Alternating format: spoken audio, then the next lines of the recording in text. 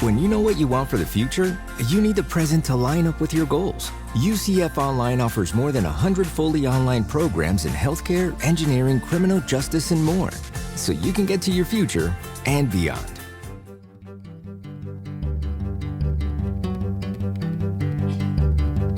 From the University of Central Florida's Center for Distributed Learning and the University of Louisville's Delphi Center for Teaching and Learning, I am Tom Cavanaugh.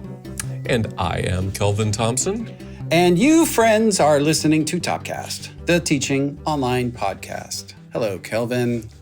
Hello, Tom. Friends, I like that. You friends. Yes, friends. I get that from Julie Uranus from Upsea. Oh, yeah? If you know Julie. Julie's awesome about this. She always says, friends, let's do this. And I find that very, very welcoming and like, yes, I want to do that because you're my friend. Yeah. Yeah, sure. Yeah, that's good. That's good. Why not? That's good. You have a beverage somewhere I do, there? actually. It's right here, and it's hot coffee. Oh, and nice. It is, you're going to laugh at me.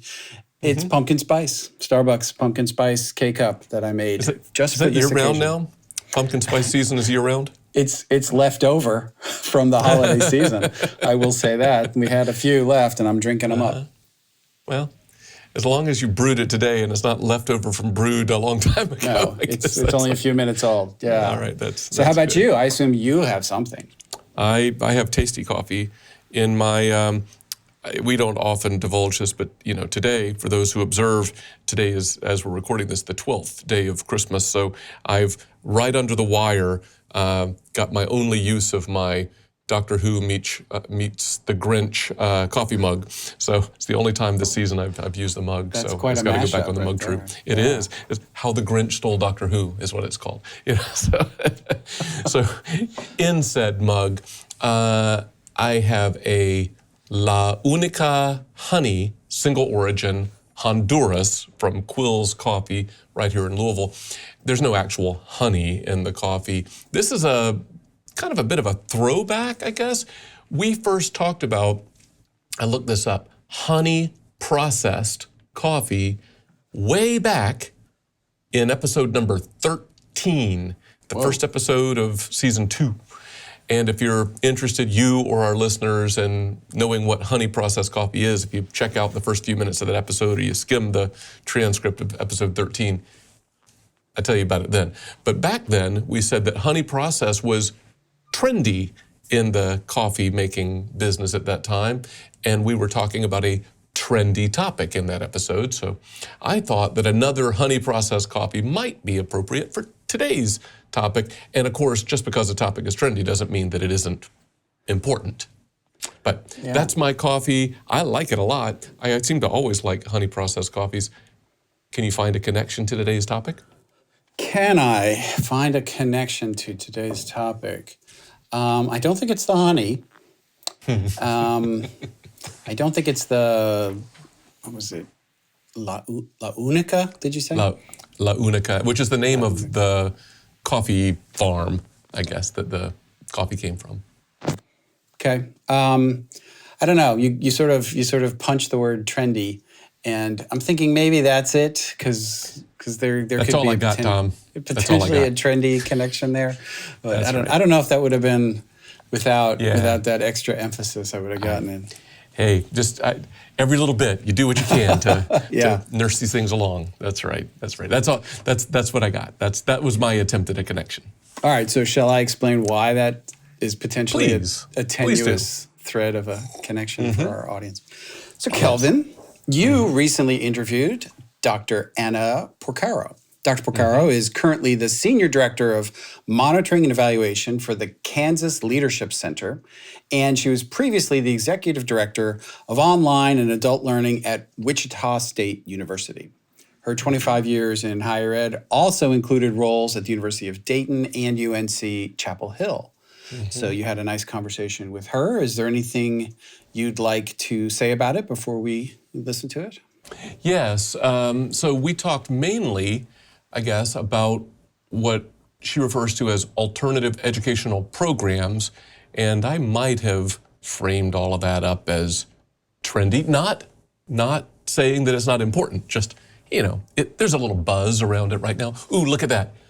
Buzz and honey process. Yeah. Wow. Ooh, Look nice. at you. Wow. Aren't Yeah. you proud of yourself? Yeah. Somebody ought to be. Yes. No, it was a good interview, and Anna's very knowledgeable, and I think otherwise it stands on its own. Great. So, through the magic of podcast time travel, here is your conversation with Dr. Anna Porcaro. Hi, Anna. So glad you could join us on Topcast today. Thank you. Glad to be here. So we were speaking not too long ago based on follow-up from a fairly recent UPSIA solar session that you did about alternative educational programs, kind of broadly conceived. I wonder if you might unpack what we mean by alternative education programs first before we go further. Of course. So when we're talking about all kinds of alternative education programs, we're oftentimes talking about the credentialing part of that in higher ed. So in higher ed, we want to usually look at what the traditional 2-year degree pathway in graduate studies does, or what the gaps are. And so for the longest time, higher ed has been involved in the certificate space. When we start to talk about alternative credentials, we're talking about certificates as a standalone unit, not necessarily as a subset of an entire degree. And on top of that, other micro-credentials like badges or small credit workshops or non-credit workshops that give you some sort of academic credential in some way, or maybe a digital badge. Those are the biggest things that I can think of. There's also a few different ways about how you can pack those things and stack them together oftentimes to equal up to something that's bigger, but that's kind of the gist of it.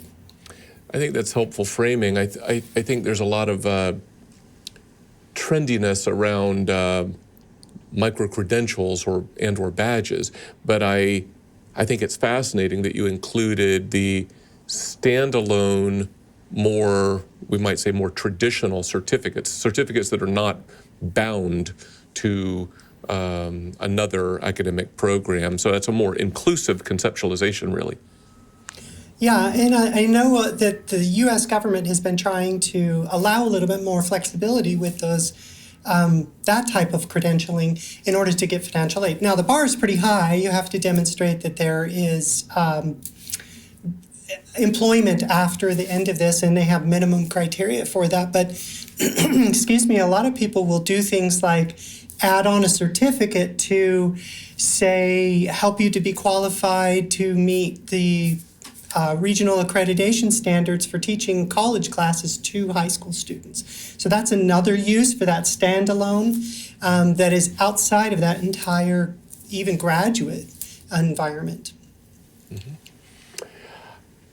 One of the things I've personally been kind of fascinated with and interested in and kind of exploring in my context here, and that we spoke about a little bit previously, is sort of the process logistics involved from moving from academic curricula toward offerings that are more employer and employee workforce relevant, whether we consider those micro-credentials or not, but we'll call them non-credit. But so rather than just being, hey, what do people out there need? Let's make something. Going from the academic toward that, I wonder if you might comment a little bit about what you've learned about the logistics and especially pitfalls to avoid for faculty, instructional designers, and other administrative leader people. Of course.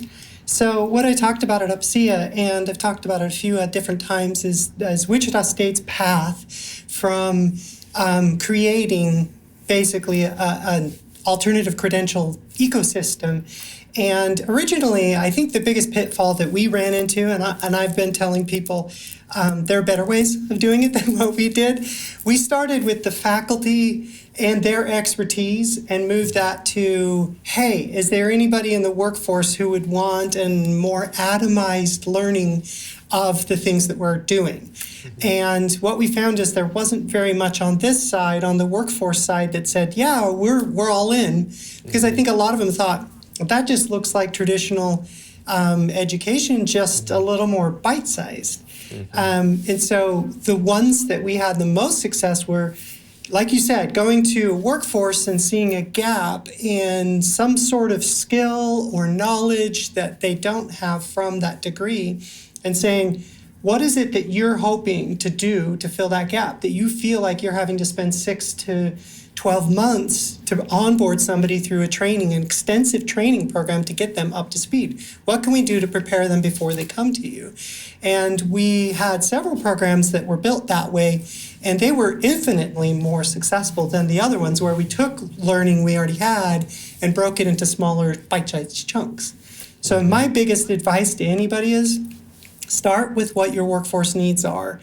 Look at that triangle of elements that put together good program development. So workforce, student need, and faculty resources, and look at how all three of those can come together. Yeah, that's good advice. I think that's right.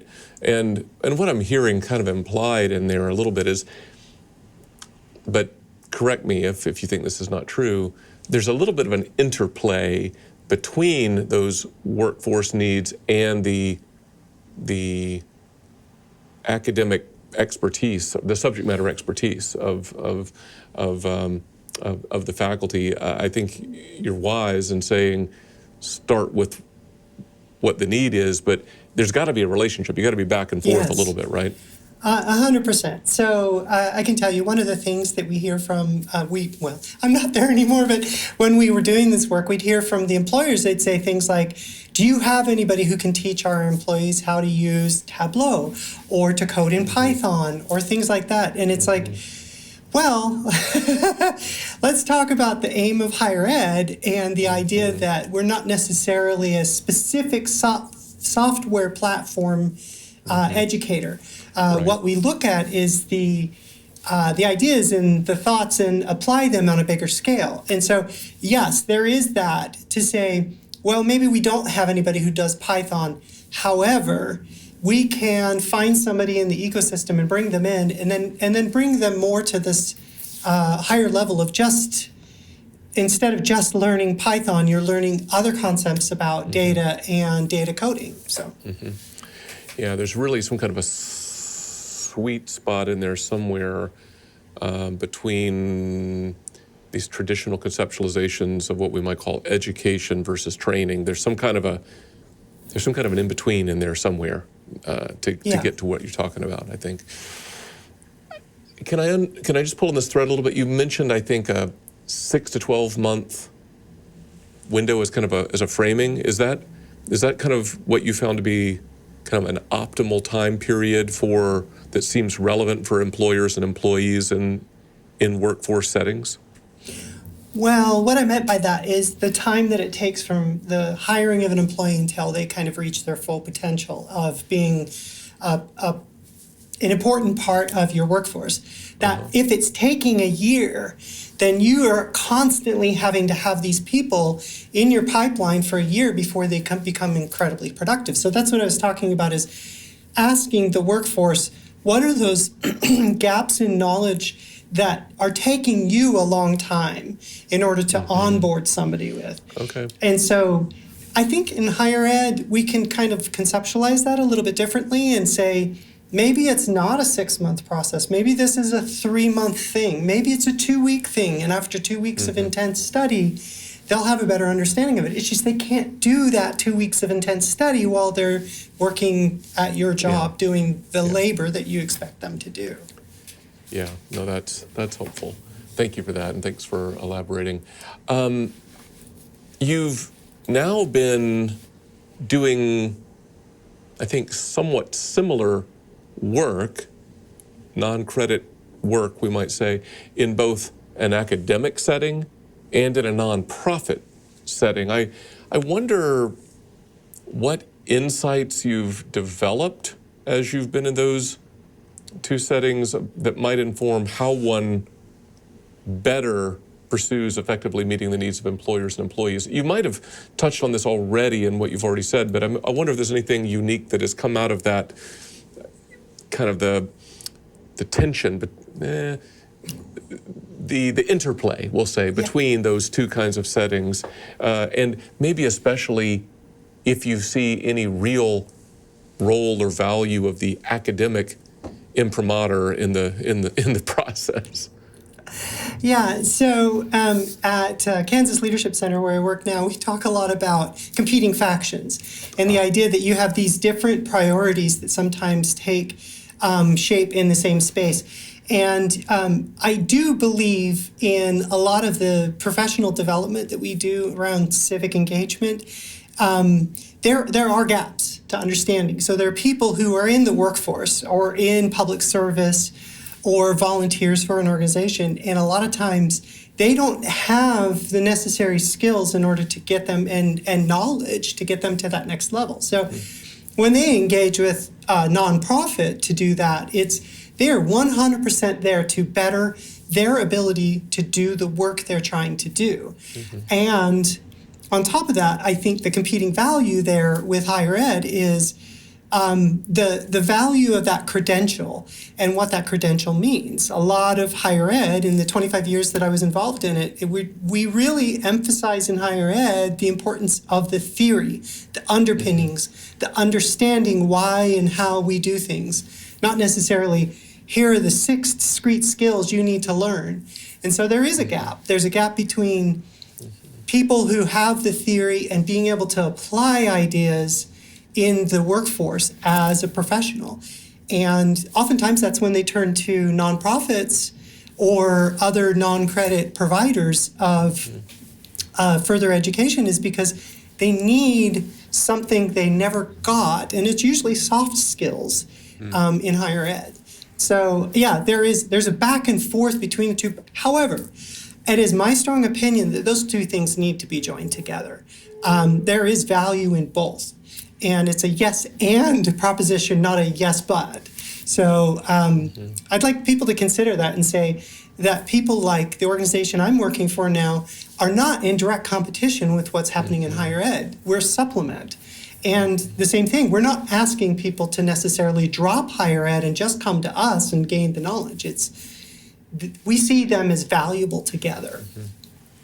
Yeah, that makes sense. That makes sense. You commented a little bit on your current organization, the Kansas Leadership Center. I wonder, as we begin to wrap up, if you might share a little bit about how the work of the Kansas Leadership Center might benefit your colleagues in the online higher ed space. So the 5 principles that we have surround leadership is an activity, not a position. And that's kind of where the genesis of that is, and that it's the idea that anyone can lead anytime, anywhere, and that good ideas come from, they start with you, and they have to engage others. You're not a leader when you tell other people what to do. You're a leader when you energize and engage others. And that act of leadership is a really risky thing. And it means you putting yourself out there, other people putting themselves out there and saying, I might not be an expert in everything, but I understand this piece. And this person says, I understand this piece. And together, we come together to work through our toughest challenges, especially across differences. And that's the work that we do, and try to talk to people about that. And I can tell you, it's not necessarily something that's taught in higher ed, even in leadership courses through business schools or other organizational leadership programs. They don't necessarily always talk about that we often frame leadership as as a person, not an activity. So those are kind of the underpinnings of the things that make us a little bit different. And then we layer on top of that the idea that this leadership development is important in healthy civic engagement. And that could be the health of a community, the health of an organization, and so on. No, that's great. Thank you. And we'll be sure to put in our show notes for this episode information on the Kansas Leadership Center if folks are interested in learning more. My understanding is you're not constrained to being in Kansas to reach out and get benefit from you, right? No, we reach out to everybody around the world. We have people who participate in our programs from all over the world. Yeah. Well, it's been a pleasure having you on the podcast today, Anna, on behalf of myself and Tom, who will join us in the wraparound. Thanks so much for giving of your time and expertise. It's been good seeing you. Thank you. It's been an honor. Thank you. All right, Kelvin, that was your conversation with Dr. Anna Porcaro. I thought that was a really interesting discussion about a really interesting program happening right in the middle of the country. Yeah, no kidding. And yeah, I again, I mean, not to belabor it, but I think, we throw around some of these terms, right? We get a little jargony, micro-credentials, digital badging, and so forth. Mm-hmm. But beyond that buzz, that hype, that glitz, there's some really important work going on. And I really kind of am growing fonder and fonder of her framing in this more inclusive way of alternative educational programs. Like, I'm fascinated by that, that standalone certificate kind of thing. I think that's great. Yeah, and over again, I mean, I keep hearing that there is such a need for leadership development that, a lot of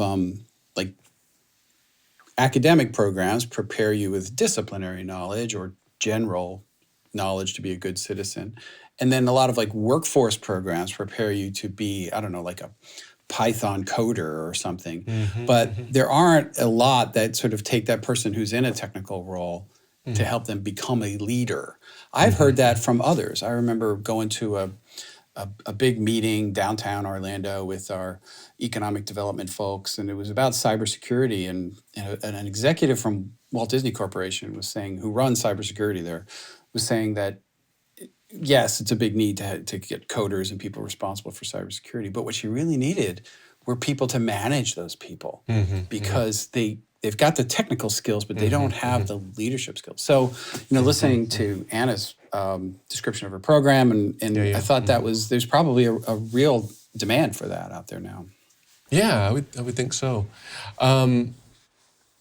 Yeah, I mean, I guess just to kind of riff on your point a little bit, I keep thinking about, I know we cite him a lot, and in his retirement, he'll never listen to our podcast ever, but our friend and colleague, Joel Hartman, I remember being in a meeting, I'm pretty sure it was in a meeting with a military group across the street from your office at UCF, where we were looking for some kind of collaboration, I think, and they were doing a lot of really good training work and all that, and I don't know really what pushed Joel's button at the time, but he got that wry tone of voice and smirk on his face that he could get, and he said, well, I think it's great, this training that you're doing, and because they said that we try to train everybody so that they're, they can deal with surprises when they come up or some such. And he said, over at the university, we try to deal with education so that people aren't surprised. Yeah. So I've always thought about then that interplay between training and education. And I think somewhere in this alternative educational program space, there's a sweet spot to be found. Yeah, well, even Anna said that. These things are not in competition with each other. These things are complementary to each other. And there's a place for them, but they also support each other in many ways. And, we're having conversations in the state of Florida now, probably everywhere, about, the idea of you're a humanities major, but hey, you can get a continuing education, certificate in AWS or in, some low-code software that gives you a marketable workforce skill alongside the sort of general knowledge, citizenship sorts of stuff that you get through a general education program. So this idea of these, what I've been calling sidecar credentials, it seems like there's a place in the Venn diagram in the middle where these kind of help each other. Yeah. I also liked Anna's construct. I hadn't really thought about, it seems rather obvious to take nothing away from her insight, but I'd never thought of it quite this way before. What she called the triangle of workforce needs, student needs, and faculty resources. You know, that in there somewhere, you find an opportunity. Yeah. I think that's true. How do you, as we're looking kind of at the broader conversation of education across, just the general media and social media and trying to justify the value of education, I think it's becoming much more of a. We're going to have to accept the reality that it's probably for most students not just how do I become a good citizen, that there has to be some workforce component in there, even if it's not going to be their eventual career. It's like to kind of get them jump started a little bit. Yeah, no, I think that's right. I think that's right.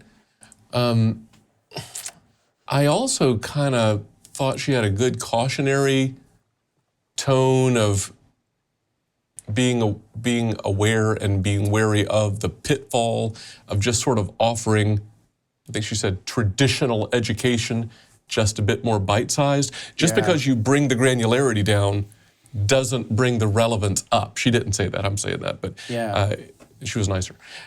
But I think that's a good concern. Yeah, I think that's an interesting perspective. And I don't think she's wrong. And like you, I didn't really think about it like that before.